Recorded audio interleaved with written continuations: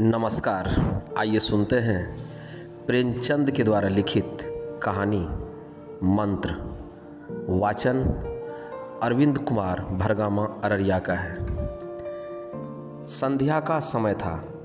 Doctor Chadha tennis खेलने के लिए तैयार हो रहे थे। मोटर द्वार के सामने खड़ी थी कि कहार डोली लाते दिखाई दिए। डोली के पीछे एक बूढ़ा लाठी टेकता चला आ रहा था। डोली औषधालय के सामने आकर रुक गई। बूढ़े ने धीरे धीरे आकर द्वार पर पड़ी हुई चिक से अंदर झांका। ऐसी साफ सुथरी जमीन पर पैर रखते हुए भय हो रहा था कि कोई घुरक न बैठे। डॉक्टर साहब ने चिक के अंदर से गरज कर कहा, कौन है, क्या चाहता है? बूढ़े ने हाथ जोड़कर कहा, हुजूर, बड़ा गरीब आदमी हूँ। मेरा लड़का कई दिन से बहुत बीमार है। डॉक्टर साहब ने कहा, कल सवेरे आओ, कल सवेरे। हम इस वक्त मरीजों को नहीं देखते। बूढ़े ने घुटने टेक कर जमीन पर सिर रख दिया और कहा, दुहाई है सरकार की, लड़का मर जाएगा हुजूर। 4 दिन से वो आंखें नहीं खोली है। डॉक्टर चड्ढा ने घड़ी देखी, केवल 10 मिनट का समय और बाकी है। उन्होंने कहा, कल सवेरे आओ, यह हमारे खेलने का समय है। बूढ़े ने पगड़ी उतारकर चौखट पर रख दी और रोते हुए कहा, हुजूर, एक निगाह देख ले, बस एक निगाह, लड़का मर जाएगा हुजूर। 7 लड़कों में से यही एक बचा है। 6 पहले ही बीमारी से मर गए। हम रो रो कर ही मर जाएंगे। डॉक्टर ने उसकी बातों की ओर ध्यान नहीं दिया। उन्होंने धीरे से चीख उठाई और वे बाहर निकलकर मोटर की तरफ बढ़ चले।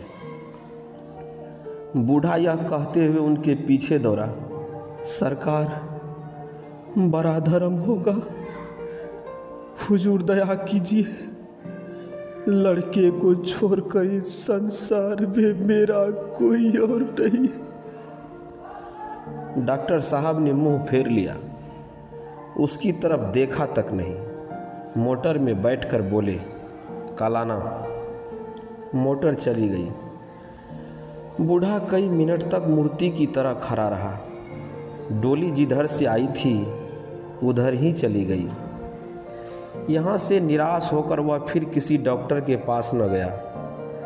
उसी रात हंसता खेलता 7 साल का बालक इस संसार से स्वर्ग सिधार गया।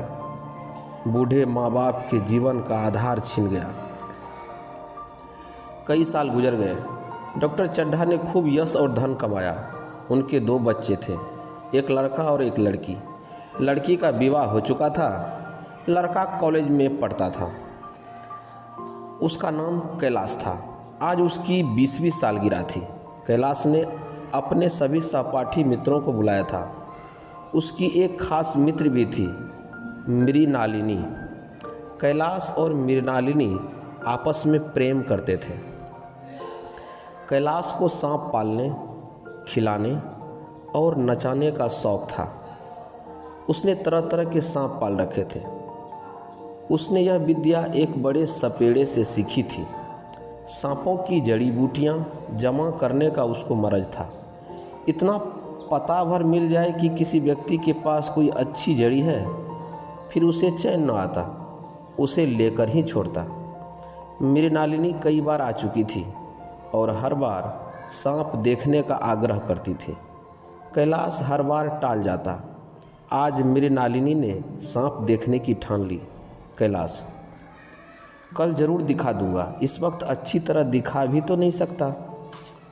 घर मेहमानों से भरा हुआ है।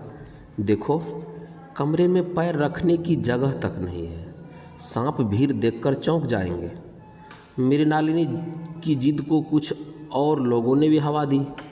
कैलाश मृणालिनी और अन्य मित्रों को सांपों के दरबे के आगे ले जाकर बीन बजाने लगा। फिर एक एक खाना खोलकर एक एक सांप को निकालने लगा। क्या कमाल था! ऐसा जान पड़ता था कि वे सांप उसकी एक एक बात मानते हैं। उसने सांपों को हाथ में गले में डालना शुरू किया।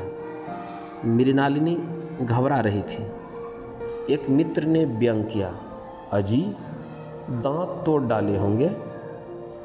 कैलाश हंसकर बोला, दांत तोड़ डालना मदारियों का काम है, इनके दांत नहीं तोड़े गए हैं। कहो तो दिखा दूं। यह कहकर उसने एक काले सांप को पकड़ लिया और बोला, मेरे पास इससे बड़ा जहरीला सांप दूसरा नहीं है। इसका काटा तुरंत मर जाता है। इसके कांटे की दवा नहीं, कोई मंत्र नहीं है। इसके दांत दिखा दूं? इस पर एक मित्र बोला, मुझे तो विश्वास नहीं आता, लेकिन तुम कहते हो तो मान लेता हूँ। कैलाश पर इस वक्त भूत सवार था। उसने सांप की गर्दन पकड़कर जोर से दबाई, इतनी जोर से कि उसका मुंह लाल हो गया। सांप ने कैलाश के हाथों ऐसा व्यवहार कभी नहीं देखा था। उसने सोचा कि आज यह मुझे मार डालना चाहता है, अतः वह आत्मरक्षा के लिए तैयार हो गया। कैलाश ने उसकी गर्दन खूब दबाकर मुंह खोल दिया और उसके जहरीले दांत दिखाते हुए बोले, जिन सज्जनों को शक हो आकर देख लें। आया विश्वास या अब भी कुछ शक है? मित्रों की दांत दिखाकर कैलाश ने सांप की गर्दन ढीली कर दी। सांप क्रोध से पागल हो गया था। गर्दन ढीली पड़ते ही उसने फन उठाकर कैलाश की उंगली में जोर से काटा और वहां से भाग निकला। कैलाश की उंगली से टप टप टप खून टपकने लगा। उसने जोर से उंगली दबा ली और कमरे की तरफ भागा। तुरंत ही एक जड़ी पीस कर लगाई। मित्रों में हलचल मच गई। डॉक्टर साहब घबरा गए। डॉक्टर साहब ने चीरा लगाने को कहा, लेकिन कैलाश को जड़ी पर पूरा विश्वास था। एक ही मिनट में कैलाश की आंखें झपकने लगी, होठों पर नीलापन दौड़ने लगा, यहाँ तक कि वह खड़ा भी न हो सका। फर्श पर बैठ गया। सारे मेहमान कमरे में जमा हो गए। कैलाश को फर्श पर लिटा दिया गया और पंखा झलने लगे। एक महाशय बोले, कोई मंत्र झाड़ने वाला मिले तो संभव है, जान बच जाए। एक मित्र झाड़ने वाला आया भी, मगर कैलाश की सूरत देखकर उसे मंत्र चलाने की हिम्मत न पड़ी। बोला, अब क्या हो सकता है सरकार, जो कुछ होना था हो चुका। घर के सभी लोग रोने लगे। शहर से कई मील दूर एक छोटे से घर में एक बूढ़ा और बुढ़िया अंगीठी के सामने बैठे जाड़े की रात काट रहे थे। मिट्टी के तेल की एक कुप्पी ताक पर जल रही थी। घर में न चारपाई थी न बिछौना। एक कोने में थोड़ी सी पुआल पड़ी थी। बुढ़िया दिन भर उपले और सूखी लकड़ियां बटोरती थी। बूढ़ा रस्सी बांटकर बाजार में बेच आता था। यही उनकी जिंदगी थी। किसी ने द्वार पर आवाज़ दी, भगत भगत, क्या सो गए? जरा किवाड़ खोलो। भगत ने उठकर किवाड़ खोल दिए। एक आदमी ने अंदर आकर कहा, कुछ सुना? डॉक्टर चड्ढा के लड़के को सांप ने काट लिया। तुम चाहो तो चले जाओ, आदमी बन जाओगे, खूब पैसा मिलेगा। बूढ़े ने कठोर भाव से सिर हिलाकर कहा, मैं नहीं जाता। मेरी बला से मरे। मैं उस डॉक्टर को खूब जानता हूँ। मेरा लड़का अंतिम सांसें गिन रहा था। मैं भैया को लेकर उन्हीं के पास गया था। डॉक्टर साहब खेलने जा रहे थे। मैं पैरों पर गिर पड़ा कि एक नज़र देख लीजिए, मगर उसने सीधे मुंह बात तक न की। अब जान पड़ेगा कि बेटे का गम कैसा होता है। उस वक्त मेरी आंखों में आंसू निकल पड़े थे, पर उन्हें तनिक भी दया न आई थी। तो नहीं जाओगे? हमने जो सुना था उसे कह दिया। अच्छा किया, अच्छा किया। कलेजा ठंडा हो गया। तुम जाओ, आज चैन की नींद सोऊंगा। एक चिलम और पीऊंगा। अब मालूम होगा लाला को, सारी साहबी निकल जाएगी। हमारा क्या बिगड़ा? लड़के के चले जाने से कोई राज तो नहीं चला गया? जहाँ 6 बच्चे गए वहाँ एक और चला गया। तुम्हारा तो राज सुना हो जाएगा। उसी के वास्ते सबका गला दबा दबा कर धन जोड़ा था ना। अब क्या करोगे? आदमी चला गया। भगत ने किवाड़ बंद कर लिए। तब चिलम पीने लगा। बुढ़िया ने कहा, इतनी रात गए जारे में कौन जाएगा? अरे दोपहर ही होती तो भी मैं न जाता। सवारी दरवाजे पर लेने आती तो भी न जाता। भुला थोड़े ही हूँ।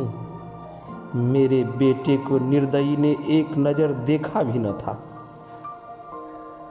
भगत के लिए यह जीवन में पहला अवसर था कि ऐसा समाचार पाकर भी वह बैठा रह गया। 80 वर्ष के जीवन में ऐसा कभी न हुआ था कि सांप की खबर सुनकर वह दौड़कर न गया हो। कैसा भी मौसम हो, लेन देन का विचार कभी मन में आया ही नहीं। बुढ़िया सो चुकी थी। बूढ़े का मन भारी हो रहा था। उसे चैन न आ रहा था। ऐसा लग रहा था जैसे उसकी कोई चीज़ खो गई है। बूढ़ा खड़ा हो गया। उसने अपनी लकड़ी उठाई और धीरे से किवाड़ खोले। बुढ़िया जाग पड़ी। उसने पूछा, कहाँ जाते हो? कहीं नहीं, देखता था कि कितनी रात है। अभी बहुत रात है, सो जाओ। नींद नहीं आती। नींद काहे को आएगी? मन तो चड्ढा के घर लगा हुआ है। चड्ढा ने हमारे साथ कौन सी नेकी कर दी है जो वहाँ जाऊँ? पागल नहीं हूँ कि जो मेरे लिए कांटे बोए उसके लिए फूल बोता फिरूं। बुढ़िया फिर सो गई। भगत ने किवाड़ लगा दिए और फिर आकर बैठ गया। उसने फिर किवाड़ खोले, इतने धीरे कि बुढ़िया को खबर भी न लगे। बाहर निकल आया। भगत ने आगे पैर बढ़ाया। भगत लाठी खट खट खट करता लपका चला जा रहा था। उसके मन में कई बार आया कि न जाए, रुक जाए, लेकिन अंतर्मन उसे आगे ठेल रहा था। इतने में 2 आदमी आते दिखाई दिए। दोनों बातें करते चले आ रहे थे। चड्ढा बाबू का घर उजड़ गया। वही तो एक लड़का था। भगत के कान में यह आवाज़ पड़ी। उसकी चाल और भी तेज हो गई। वह दौड़ने लगा। अपनी उम्र में वह इतना तेज कभी न दौड़ा था। इतने में उसे चड्ढा साहब का घर दिखाई दिया। रात के 2 बज चुके थे। मेहमान विदा हो चुके थे। सभी रो रो कर थक चुके थे। सहसा भगत ने द्वार पर पहुंचकर आवाज़ दी। डॉक्टर साहब बाहर आए। देखा एक बूढ़ा आदमी खड़ा है, कमर झुकी हुई, पोपला मुंह, भौहें तक सफ़ेद हो गई हैं, लकड़ी के सहारे कांप रहा है। बूढ़े ने कहा, भैया कहाँ हैं? जरा मुझे दिखा दीजिए। चड्ढा ने कहा, चलो देख लो, मगर 3-4 घंटे हो गए। जो कुछ होना था सो हो चुका। बहुत तेरे झाड़ने फूकने वाले देखकर चले गए। डॉक्टर को आशा तो नहीं थी। वे भगत को अंदर ले गए।